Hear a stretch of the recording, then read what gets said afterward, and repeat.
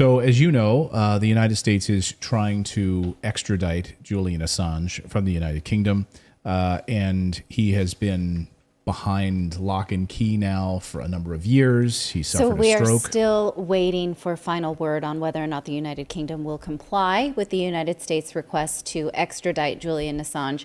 Meanwhile, this is an interesting tidbit. Recently, the wife of Julian Assange posted it was a bit of a memoir of what it's like going through raising a family while your husband has this, how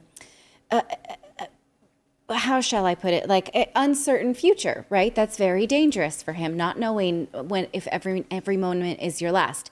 She pointed this out, and we had not previously known this, but we looked into it, and it seems to be true. According to ABC Spain, Mike Pompeo, former Secretary of State, has been deposed by a Spanish court to explain an alleged U.S. government plot to assassinate WikiLeaks founder Julian Assange during the Trump administration. So what this looks like is that a Spanish company was looking into whether or not the United States was spying on Assange while he was at certain embassies. The embassy was, which one? Ecuadorian? The Ecuadorian embassy in London. The Spanish courts got wind of it, and now they are asking for information on exactly what the United States was playing at here, right? So they are, whether Pompeo complies with this request or not is anyone's game. I'm going to bet that he doesn't. But this is extremely interesting, don't you think, Scott? Well, it's interesting in a number of ways. Yeah, a Spanish, I think we know as a statement of fact that a Spanish security firm was tasked by the CIA with spying on Julian Assange while he was holed up at the Ecuadorian embassy in the UK. I think some video has actually been released that there was a massive breach of security of some sort, but this has become public knowledge. Less so are the reports that the CIA was planning on killing Assange in London. And some of the stories I've read are just fantastic. What I mean by that is not in a good way, just like, what the heck? Like wild. You really want the Dan Hoffmans of the world running an assassination team in London? No. So sometimes some of what I've read is just so off the map. I mean, CIA hit squad in London without the British government's approval. It doesn't seem real to me. It doesn't seem realistic. It's overplayed. But this, again, was the Trump administration. This was Mike Pompeo, the man who laughed about, I was the director of the CIA. We lied, we cheated, we stole. That's what we did. That's what we do. Maybe, Mike, but we don't brag about it. Well, we actually have that clip. Let's play that clip. Here is Mike Pompeo, waiting for applause because he's so proud of this. We'll play a portion of this. With an extremely long tie. That's not how you wear those. Maybe you do here at Texas A&M, but I think too many Americans don't understand how blessed we are. There are many, many tough places out there. Having said that, not all tough places are the same. They each present a different set of challenges. It reminds me, you would know this this is a bit of an aside, but in terms of how you think about problem sets, when I was a cadet, what's the cadet motto at West Point? You will not lie, cheat, or steal, or tolerate those who do. I was the CIA director. We lied, we cheated, we stole. It was like we had entire training courses. Who's clapping for that? Yeah, you guys are liars.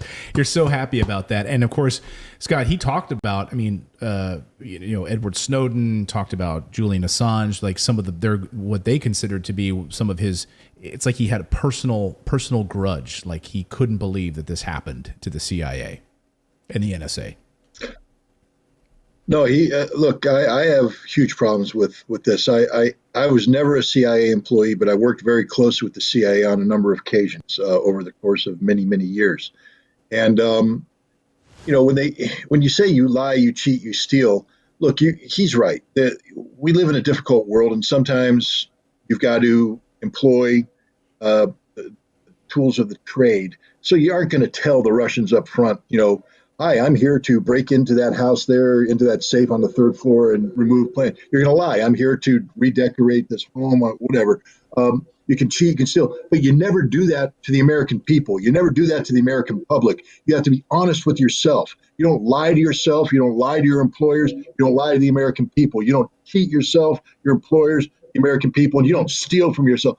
Pompeo, on the other hand, he in the agency that he ran, lied to the American people, is stolen from the American people, and they've been cheating the American people, and they don't deserve to be around as an agency anymore. And then, believe me, this is somebody who at one time thought the CIA was a necessary evil for the United States. No, when you deceive your own country, when you deceive your own people, when you deceive the government that's supposed to be providing oversight over you, then you're no longer an American asset. You operate to the detriment of the United States. And Mike Pompeo and his agency should be relegated to the trash bin of history. What do you think happens then to Julian Assange? You know this organization well. You know what's likely to happen here. So I'm curious your take on if he is extradited, what happens to Julian Assange in the United States? Well, I mean, what we've seen in recent Supreme Court precedent reinforces this is the total subservience of the American justice system to the national security establishment. So, Julian Assange has been presented as a threat to national security. This really should be a case that would be dismissed on day one, meaning that the moment Assange appears before first American judge, a competent lawyer presents this as a freedom of speech issue. This is, that if Assange was a New York Times reporter, this would never happen. Constitution applies, and it should be thrown out. But that's not what will happen. Assange will disappear into, the dark maze of prisons. He's classified as a high risk, even though he's a journalist, and he's going to probably die in American prison. We kill people in American prison. I don't think the American people understand what happens in American prisons. He will not be treated well. He will not be singled out for good treatment. He will be abused medically, psychologically, physically, and he will die.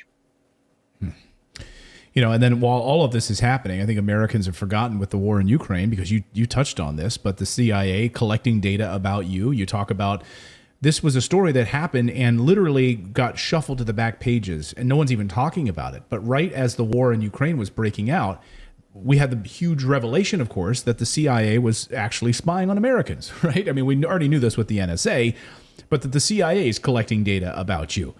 To your point, this is without any proper permissions, going around court orders and warrants on a regular basis as part of their protocol, and flagging things that were saying, we need this, but we can't be bothered to get permission, so we'll go around it. And there was protocol for it. Has been, continues to be. Yeah, again, this is the U.S. intelligence community ever since the 9/11 and the enactment of the Patriot Act, which basically gave them carte blanche to do anything they wanted at any time. There's been some pushback, but not much. And the pushback only comes when they're caught, hand in the cookie jar. Oh, yeah, one cookie, but no one's talking about the fact they're going for the whole cookie jar. We have an intelligence community. We have a national security establishment that's at war with the American people. That's at war with the United States Constitution. They view the Constitution as an impediment, not as something that needs to be defended, but something that impedes them from being able to do their job as they deem necessary, not as the civilian leadership over them deems necessary. So again, I think that the CIA, the NSA, the FBI, and just about every other intelligence organization needs to be put on a permanent pause, dissolved, and we need to start from scratch, where people appreciate the rule of law, appreciate the Constitution, and appreciate what it means to defend Americans. And you don't defend Americans by spying on Americans. Yeah. Amen. Amen to that. Thank you so much for subscribing to our channel. We've been banned, we've been blocked, we've been censored. That's why we started our own website, to stay connected with you for free. That's right. So head on over to redacted.inc and make sure you're connected with us. You can sign up again at redacted.inc, not .com.